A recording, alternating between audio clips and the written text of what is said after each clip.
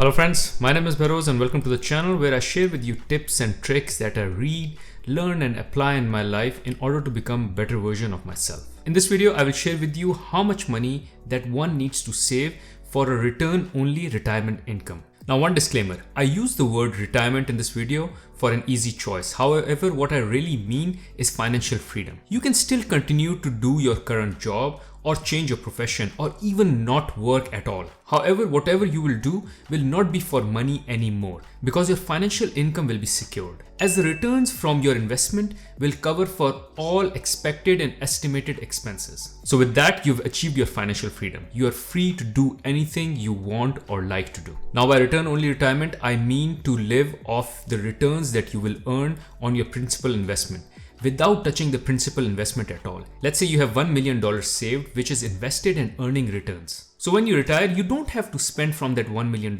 at all. Rather, you will be spending and making expenses from the returns that you will earn on that $1 million.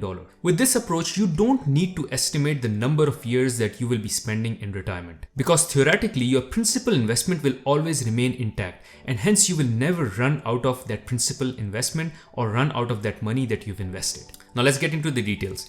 Here, first and foremost, you need to pencil down two key assumptions. First one is the return that you expect on your investment once you've retired. Here, either you can construct your own expectation of returns that you expect to get after retirement, or you can simply use the expected return that I have assumed for myself once I retire. It's just that if you use a similar expected return as I have assumed for myself, you will also need to make use of similar investment vehicles. Now, second is for you to determine what will be your estimated and expected expenses once you retire. For that, roughly, you will also need to know the age or the year in which you plan to retire or be financially free, because your expenses may be different with regards to your age. For example, for me now, when I have kids, I have more expenses because I have their activities, their education and all.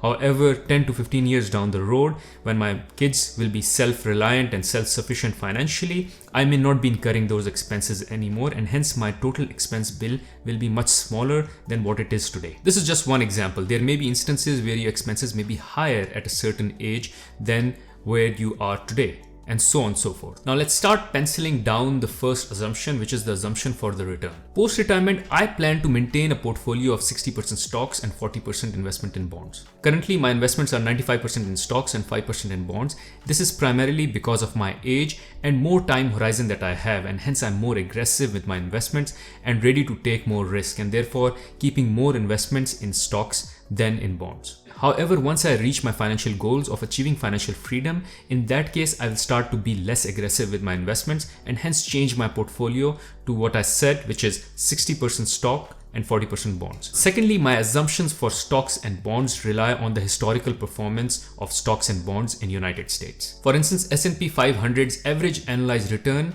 since 1957 to 2021 December has been around 10.67%, while bonds have delivered a return of approximately 5% around the same period. I gathered this information from investment research done by Morningstar. So it's 60% investment in stocks and 40% investment in bonds, and also assuming same investment returns which are delivered by stocks and bonds in history are also repeated in the future.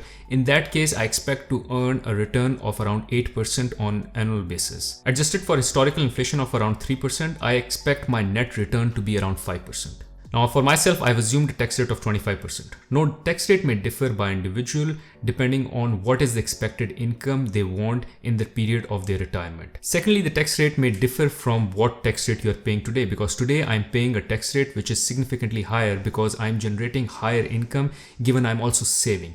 But in the periods when I'm financially free, I don't expect to save anymore. Rather, I just need the amount of return which is enough for me to cover for all the expenses I have. And hence, I expect that income to be less. And once the income is less, I expect to pay less taxes on it. That is, my marginal tax rate will be significantly lower versus where it is today. So after taxes, my expected return will be somewhere around 3.75%, which I easily round down to 3.5% in order to build some buffer. Now, for the sake of this calculation and for myself, I've kept this calculation very simple.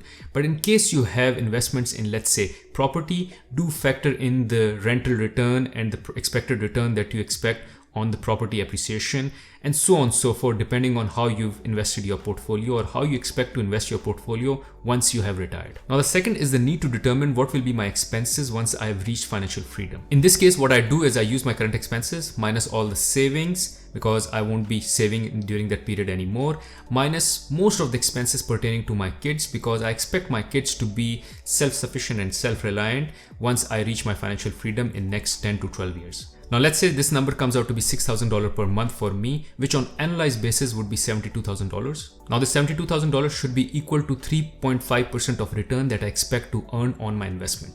And hence I need to calculate back what should be the size of that investment, so that 3.5% of that investment comes out to be $72,000 after tax. So for this, I will simply divide $72,000 with 3.5%, which gives me $2 million.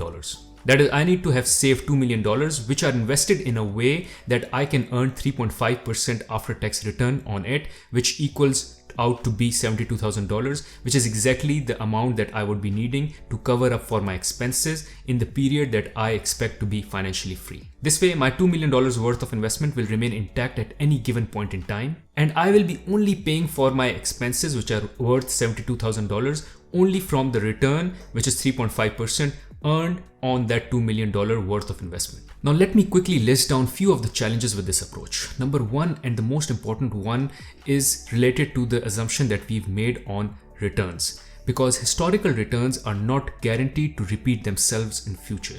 So the returns that I have assumed for myself are based on the historical performance of stock and bonds, which may not or may happen or may even be higher returns in the future.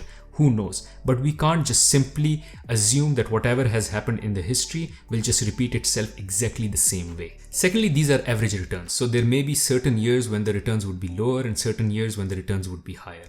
So while theoretically it all makes sense, there will be years when you would be struggling to take out money because the returns would be low, and hence you would be struggling to take out money from the returns that have been earned to pay for your expenses. While there would be certain years where your expenses would be lower, but you would be earning more returns.